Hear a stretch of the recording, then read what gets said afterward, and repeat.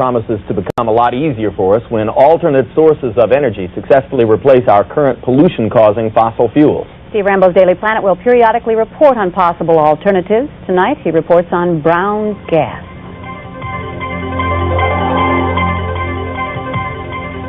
Well, put your thinking caps on, because for most of us, the technical reasons why Brown's gas works are mighty complicated to understand.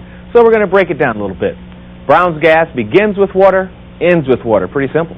When it produces a flame, it does so not through explosions like fossil fuel, but through implosions.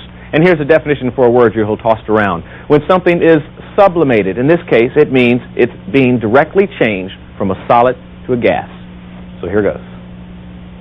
What the professor has done is taking ordinary tap water, separated it into two atomic components, hydrogen and oxygen, and now we have a clean burning fuel that's renewable and reusable, and when you burn it, it goes right back to water. This is a piece of pure tungsten steel, 100% pure tungsten steel, and it takes 6,000 degrees centigrade, close to 5960 to sublimate, which would take approximately 10 times more than what it takes to weld aluminum. Without any adjustment of this flame, I'm holding my finger there, we can sublimate tungsten steel instantly, go right back to gas. Brown's fuel is also different because the temperature of its flame varies depending on what it's burning.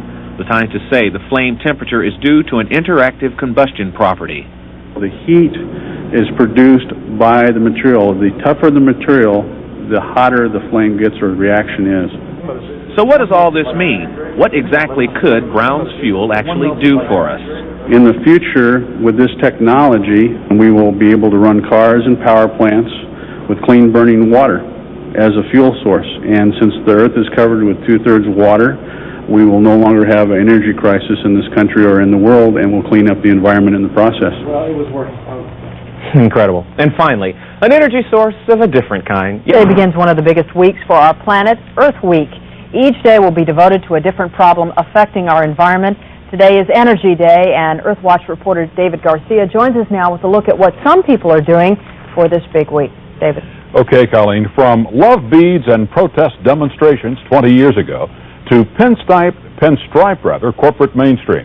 The environment is today's headline, but is it all talk?